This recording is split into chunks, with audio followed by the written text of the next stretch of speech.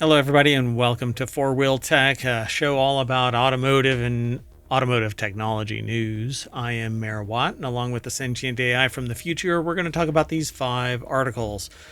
Supersport penny farthing. What about those red and yellow dots on my tires?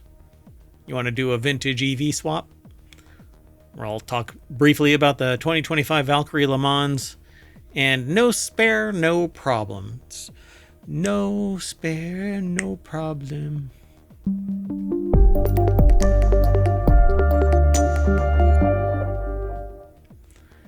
Hello, sentient AI from the future. Hello, Mayor Watt, and hello, hometown citizens. Oh, that's me. I am Mayor Watt. That is you. So we want to talk about cars today. It's a 30-minute show, and we've selected 5 articles. Each one is typically about 6 minutes or so that we talk about, but sometimes I vamp and run off the track. That said, this first one, sending me over the hedge, or whatever you want to call it, into pit row. This is the oddest thing that I've ever even seen as a title. I think Over the Hedge is a kid's animated movie. It is, but I thought it was a funny sentence. You know what I didn't do in the last show? So the last show was Technology Today. I didn't put the show notes in the chat. So okay, well, we'll just have to do better. Let me do that really quick. So if you want the show notes, you can hit bang FWT. So exclamation point FWT. And Omatron will spit the last episode of our show out into the chat. So you get to see all of the links and my titles. They're not the real titles of these articles. We don't go that way. So we aggregate a small little snippet. This is representative of the little snippet that we aggregate. And that usually teases us into going over to the source. Because ohmTown is a news aggregation site that I manage for my own information overload, and then everybody else has been given access to it. So turning a Supersport motorcycle into a penny farthing is a gloriously dumb idea. I mean, it probably is, but it sounds like it might be entertaining. Oh, it's entertaining because when I was setting up a lot of stuff is coming from Jalopnik. But they're the one that's surviving attrition, and everything is like consolidating into kind of like the fast food wars. Taco Bell is going to be the winner. That's right. I forgot what the movie was called. Was a documentary. Demolition Man. Yeah. So when humanity developed the motorcycle, its greatest achievement to date, it did so on the back of innovation that came before it, much like science does. The first and society, culture, everything stands on the shoulders of giants. So the first motorcycle incorporated what we'd already learned from bicycles, which meant we never had the opportunity to make the same design mistakes as other two-wheelers. Well, Amber Da Silva put this article together. Okay, this already looks kind of unique. Yeah. So it's a penny farthing with training wheels, mind you. Okay, and probably not everybody knows what a penny farthing is by name. Okay. Do you want to describe it? It's like an old-timey bicycle with a very large front wheel, and then Tiny little back wheel. One little back wheel? One little back wheel, yeah. I know, I was confused by the picture because this has obviously been modified. Yeah, this is a Supersport, a Yamaha R6, when you could ride a Yamaha R6 with a 65-inch front wheel. So why ride a boring old Yamaha R6 with a tiny wheel when you can have a penny farthing Supersport motorcycle? Amber Da Silva over at jalopnik.com put the article together, and yeah, there you go. But it has training wheels. I've tried to ride a penny farthing before, and I could not do it because you basically have to get a running start and keep on scooting. Right, and then hope you don't need to stop. Correct, yeah. So Greg, it says regulations. Oh, goodness. So we never got a penny farthing motorcycle, and that's a tragedy that YouTube engineer Regulations set out to remedy. Greg had a dream that he built the world's fastest penny farthing out of a superbike. He decided to make that dream a reality through careful engineering, less careful error correcting based on mistakes in that initial engineering, and then throwing a whole lot of money at a machine shop to build parts. So there you go. Very what's that? It used to be separate, but it's part of Lego now. The erector like set. Technic? Yeah, Technic. It's very Technic, right? Like the wheel is a giant Yeah, it motorcycle does look tire. like Technic. Like that picture actually looks like it could have been built from that. Yeah. I know it wasn't. These little braces here that bring the back tire, a small back tire, down to the bottom. Even the little outrigger wheels seem to be like Technic frames. It's pretty wild. So yeah, they decided to build a full-size Supersport motorcycle into a penny farthing motorcycle. I would have never connected those two vehicles. Pretty wild. Yeah, I would never. Although I will say penny farthings can actually go pretty fast for people that actually know what they're doing. Yeah, apparently you can. There's races like on velodromes, So Greg learned that a 65-inch steel front wheel is all but impossible to turn, leading him to equip the Super Farthing with what may be the first ever hydraulic power steering on a motorcycle. What? Okay. The hydraulics were already there to lift the training wheels once the rider got going, an idea that immediately proved ill-advised, leaving the pump open to be repurposed. So, yeah, these wheels probably always stay down. Oh, okay. Which might actually slow it down. But, well, I mean, it makes it difficult to turn, and I'm really curious. Right. I'm really curious how they... I hope this shows this in action. So for those in the podcast, we're playing a video. Yeah, and you can go and watch that video too. Yeah, I think the wheels probably stay down. The little outrigger wheels. Oh, they started off-road. That didn't go too well. Oh, no. God.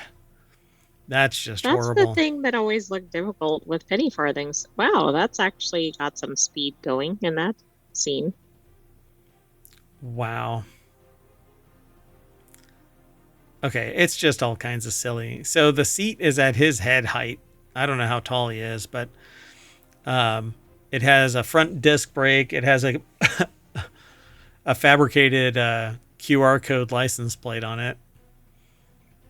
Regulations. And they're using a ladder to get on it. I mean, which fits with it being a penny farthing. But oh, goodness. So, yeah, it's a full-on motorcycle. Pieces had to be redesigned or cut away to fit accessories not included in the original model. Little luxuries like brake calipers. And the entire rear suspension ended up being scrapped after Greg realized that the rear wheel had enough leverage from its newly designed swing arm to compress the shock with mere acceleration. It's rare to find a bike with too much anti-squat, but here's a perfect example. All right. Well, this needed to be submitted because we never see anything about penny farthings in the news. I agree. You know what? There's just not enough penny farthings. Well, we'll see what happens. The future. All right. Let's keep going. The next article is over in FourWheelTech. Stop trying to make fetch happen. Come on, 1823. The next article is over in FourWheelTech. Ever notice those red and yellow dots on your tires? Well, here's what they mean. If you've never noticed them, I'm surprised. Last time you bought a new tire, how closely did you look at it? You probably checked it for size and fit, making sure that its width and profile and wheel size work. Width and profile and wheel size, yeah. Work with your car, but how carefully did you look at the other markings? Did you take notice to the little yellow and red dots? Did you ever wonder what they meant? Well, Amber De Silva takes us for a little drive. The short answer is that it's not there for you, but the long answer is that is the one you're here for. So yellow and dots. So yellow dots are light, red dots are tall. If you're bringing your tires to the shop, you don't need to worry about such things unless you really don't trust your mechanic and want to check their work. Though at that point, maybe just get a new shop. Or hey, maybe this is a chance to take your newfound knowledge and try balancing your own wheels. So give it a shot when you pick up a spare set for winter.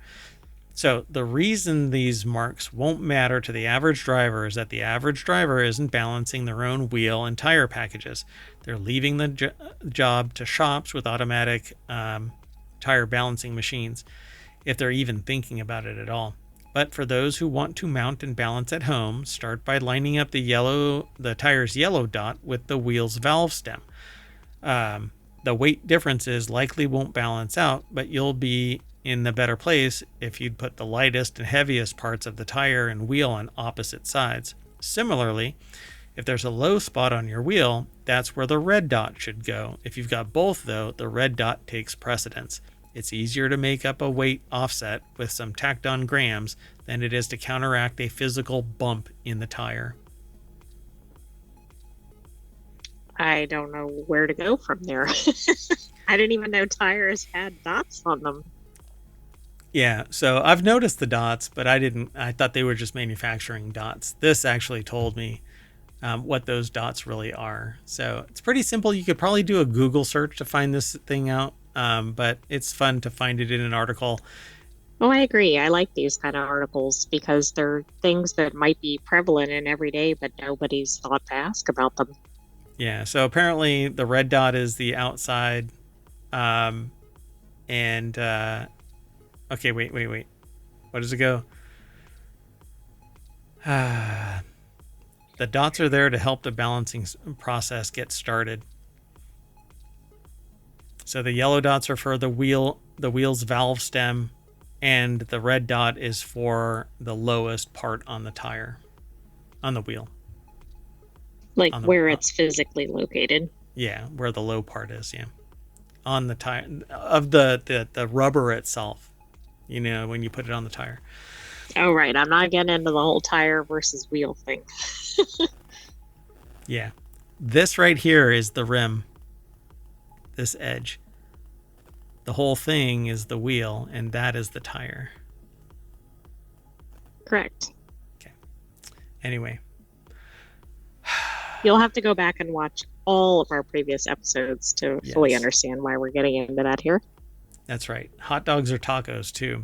Anyway, moving on. The next article is over in FourWheelTech.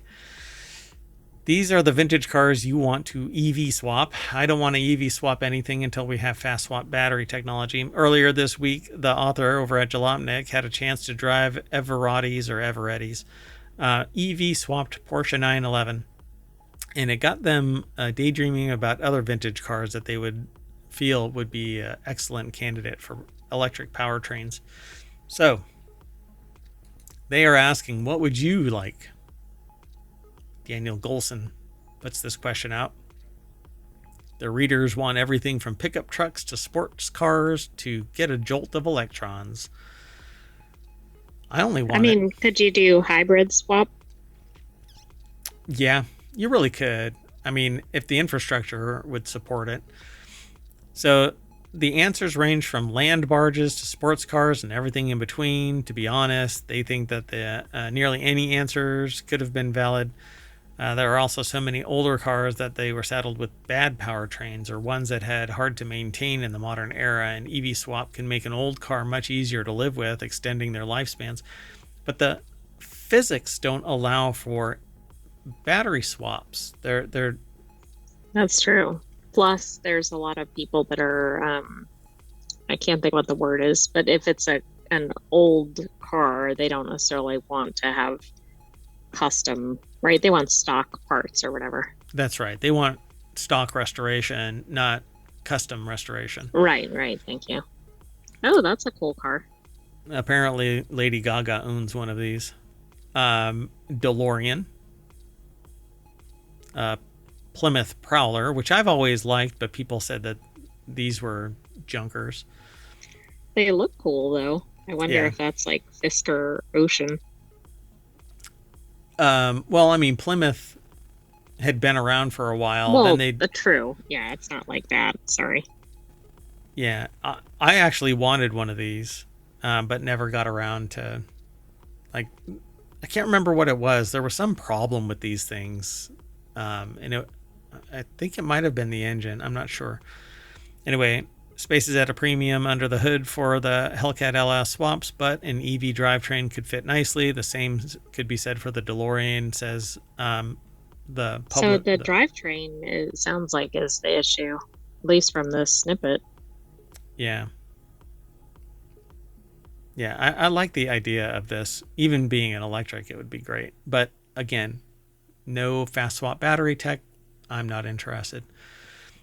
Cord 812. These are all older cars. I don't think that they have the capability of being modified, mainly because the chassis can't support all that weight, and I don't want to drive around in my coffin. True. Cool looking car though. It is a cool looking car. The Fiat X1/9. I don't know what that is, but I think it's one or X19. This looks like a spaceship. Yeah, I wouldn't have put that one on the list, but Or the Toyota MR2. I don't think of that as vintage, but okay. Yeah, what year is that from? It doesn't say, huh? Well, no, I mean oh yeah, the Toyota. Well, that one looks like it's got some time, but it's not as old as some of the other ones we've seen. 1972 to 82. For the Fiat? Yeah. It is 1/9, not 19. Oh, okay. Oh, they do like the Sony Naming convention. naming. Let's throw a random It character in looks there. like in the MR2, it looks like was around like in the 80s, maybe, to start. Yeah. So then the Studebaker Avanti, GM T400 trucks, basically any truck, I think would be good if you could do, again, fast swap batteries, not the fixed sled, but a Nissan Pike cars. These look like something out of Pixar. Oh, they absolutely do. They would do very well in the Disney Cars movie. This one had to have been in it, I think. This one I too. think the green one was, and maybe the yellow one. Maybe even Like that one. actually I think those these were cars. actually I don't mean like that model, I mean like that exact car. yeah. Actually, yeah, that's funny. Have you ever thought about those though? The cars? Like the insides of the car. Like if you open the door, what That's do you like, see? well, you shouldn't really be opening those cars because that's like the person, right? Right, right. Right. And they don't Uh, ever open the doors on any of those. I don't want to. I'm starting to think about it. Round door Rolls Royce Phantom 1. That's just because, I mean, this is the kind of car that you end up super villain or superhero, that kind of a thing, you know? Right, it could go either way. But I mean, I do expect cars like this to be suggested for, Sure. like, Very it's got to be a steam, cool car. We got to basically modernize it. something steampunky. Yeah, I like that. Volkswagen Beetle. That's what I learned how to drive stick shift with. Volkswagen Beetle. And that's definitely a cool car. Ford Model T, which, come on. Although, what's interesting is the very first electric car was actually in the 1800s. It Oh, that's uses, right. Before the Model T. yeah, it used chemical batteries, lead acid batteries. And that's all of them. But yeah, the 1925 Model T Touring, the factory block has a crack in the cooling jacket, and unfortunately, the company owner drove it without coolant. And EV conversion could make it far easier to drive and could hide battery packs under both seats. Yeah. By the way, I think that car that you were talking about was the Flocken Electrowagon, maybe. Maybe. I probably totally mispronounced that because it's a German name, but Yeah, I don't know. Let me see real quick.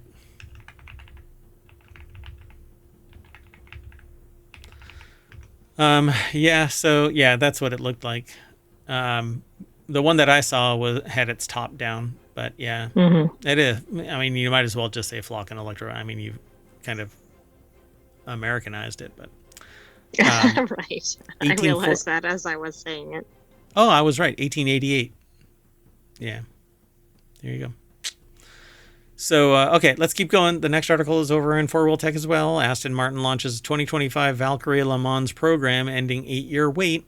It's been 8 years since Aston Martin unveiled the road-going Valkyrie. Over the time span, Canadian billionaire Lawrence Stroll bought the British luxury automaker, and its partnership with the hypercar's co-developer Red Bull Advanced Technologies collapsed. Plans to race the hypercar at Le Mans seemingly on hold. Ryan Eric King put the article together. It's the Valkyrie's naturally aspirated V12 engine dropped 300 horsepower to meet LMH regulations. I don't know how they dial in horsepower like that, but okay. Yeah, I don't either. Anyway, it has been resurrected in 2023, and the Aston Martin Valkyrie AMR LMH will finally make its competitive debut in Qatar in an 1812 kilometer race. So let's see here. Aston Martin and the Heart of Racing team revealed their full driver lineup in the Valkyrie's 2 liveries for the 2025 season on Tuesday. The factory effort will sport traditional British racing green in the FIA World Endurance Championship and a variation of Thor's Deep Blue in the IMSA WeatherTech Sports Car Championship. Whew. That's a lot going on there. Yeah, that racing green though is really nice. I really do like that. It is. Next car will be racing green. For example, Le Mans hypercar regulations have a maximum horsepower limit of 680 horsepower, while the production Valkyrie 6.5 liter V12 engine produces over 1,000. Wow. But it can't go over a speed bump to save anybody's life. Right, and also I'm not quite sure how you get into it. Yeah, I don't know.